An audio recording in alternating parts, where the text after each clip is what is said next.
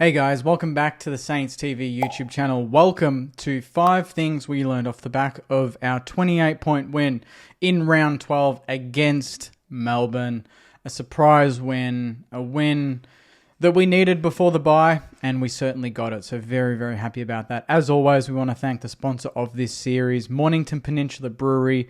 Check out their website at www.mpbrew.com.au. Number 1.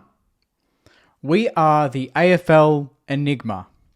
If the Gold Coast Suns are the AFL's Nepo baby, we are certainly the AFL's Enigma. You do not know what you're going to get. We are mysterious. We lurk. We look good. We look bad. We beat good teams. We lose to shit teams. We lose to shit teams. We beat good teams. We are whatever we choose to be in that exact moment. And yesterday we chose to be a really tough, well-drilled, disciplined, efficient football club. And that got us the win on the weekend. What's going to happen after that in the next 2 weeks' time, when we play the Bulldogs in our game after the bye on the Thursday night, we'll see what St Kilda wants to turn up. But that's why we are in this endless cycle of optimism, pessimism, optimism, pessimism. We don't know which team's going to turn up. Yesterday, we got a great St Kilda, and that's St Kilda that we need to turn into a consistent St Kilda. But that comes with more experience through the youngsters, obviously the team just gelling a little bit more, getting a consistent 23 on the park and not shifting 3 to 4 players in and out every single week. The best teams, they go in with one change unchanged. We can't afford to do that right now. We're just... too many players are fluctuating in form, and we're getting injuries and getting players returning from injury. That kind of adds to all of the mystery with St Kilda. So we are absolutely the AFL Enigma. Is it a bad label? I mean, yes, it's a bad label, but also at the same time, that just means there's always something around the corner that could bring a smile to our face, and that something was yesterday's performance. So credit to the boys, they delivered, but we want to see that on a consistent basis. Number 2, every single week that goes by, Nasiah's price tag gets bigger and bigger. I do not know what his price tag was at round 1, but I'd hate to look at what it could potentially be at round 12. The bloke, some of the kicks yesterday were $1 million kicks. That one to Higgins was unbelievable. There are a couple of others out of the back half. The way that he can turn a player inside out, he can go left and then cut back in on his right, and the player just breaks their ankles, basically. That's a fake. He fakes it and cuts in and then favors his right side and nails the pass. Is an absolute gem, and obviously we do not want to lose him.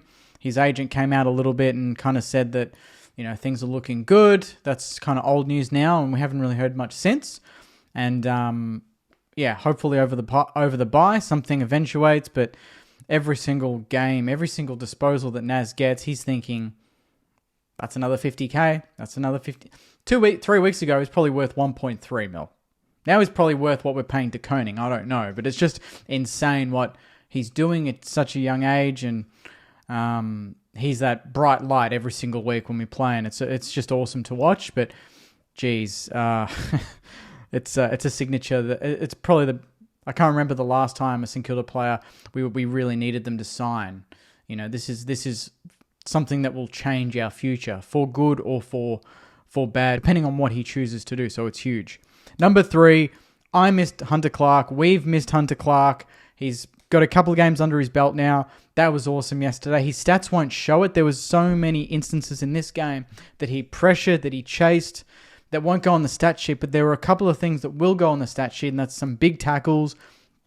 There was, I think, a moment where he just scooped the ball up one hand and got the handball out immediately before getting tackled himself. He's so clean in clutch moments. He's so clean when 5 or 6 players are around the footy and they don't know what to do with it. They don't even know how to pick it up. It looks like a bar of soap. But Hunter Clark just gets around it, scoops it out, hands out, we're out. And it's such a unique skill set that if he can just do that on a consistent basis and get on the park on a consistent basis, it just makes us hum so much better in the midfield. And it saves us from battling contested ball against really strong contested teams, because he can win the ball, but more importantly, he can get it out to the outside where we can then get on our bike and open up the game in the way that I think suits us a lot more. So Hunter Clark, take a bow. That was a great game yesterday. The stats won't show it, but it certainly caught my eye, and value very much having you back in that midfield. Number 4, speaking of midfield, that's Windhager's benchmark. And I feel like I've said this before about him, and I know only a week or two ago I said I was worried about him. This is one game, so let's just have perspective. we go back to round 2 last year. He had a very similar game, was tagging, I believe, and had an awesome game. Hit the scoreboard, got a lot of the ball. He looked like the perfect midfielder. Yesterday, he looked like the perfect midfielder, and that's exactly what I expect from Windy. My issue is the balance, finding the balance of tagging, but also hunting the ball and getting the ball and being damaging in your own right. Almost to the point where whoever you're tagging needs to worry about you. That's when you know you've won that battle. And Cozzy was worried about Windy yesterday, almost more than his own game, and it put him off. Didn't hit the scoreboard, only got 10 possessions to Windy's 28. Windy was influential in our win, and obviously not just negating one of their best players, but also getting the ball and hurting them on the counter-attack. And that's the Windy I want to see more of. I don't want him to be too defensively minded when he's tagging.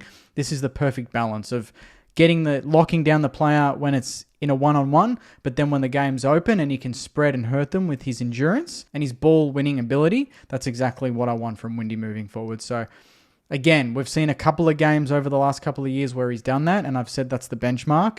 Now, like the rest of the team, we've got to become consistent, but that is a very, very good step in the right direction. Number 5, got to name this guy. Can't do this video without him.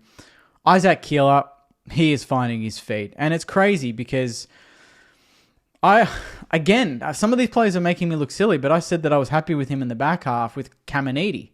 And then Caminiti and Wilkie looked like a machine yesterday, just looking like they've played a million games together and dominating, albeit against a Melbourne forward line that doesn't have the power that some of these other clubs have, like an Adelaide, Brisbane, Bulldogs that will come up against. But to see then Keeler go forward and do what he did yesterday, he did what he did last week in the back half, in the front half, and that was really, really pleasing. His confidence is getting higher and higher every single week, and what I loved most about Keeler is that he fixed, or at least he's aware, and the coaches are aware of what a bugbear of ours has been, is that he can't be exposed 1v1. He doesn't have that strength yet, right? So for me, the best part is he's on the move. A lot of his possessions yesterday were in congestion where the ball was there to be won, and also he was never caught one-on-one. Even the mark on Gawn late in the game to seal the game, he was floating in, and Gawn had to come back with the flight to try and stop him. He read the ball better than the other players, and he avoided having any sort of contact in really any of his goals because of his smart positioning. And that's a player that's learning, a player that's growing, and the coaches know how to bring the strengths out of him. Because if you just put him in the goal scorer and say, mark and kick goals, we're going to see what we've seen all year, where he just gets bodied off it. But if you get him on the move, pushing up the ground into the contest, then pushing back forward, that's when I think you're going to get the best out of St Kilda. And if he can continue on that, we've got a very, very special player on our hands that can go back still. And then you've got Caminiti, who can play both ends a little bit, but I think centre half back is his position. And then you've got the Viking, who can play back and play forward. There's a lot of versatility in some of these tools that we've acquired over the last 3 or 4 years, and that's just making us, I think, a harder matchup week to week, which is really exciting.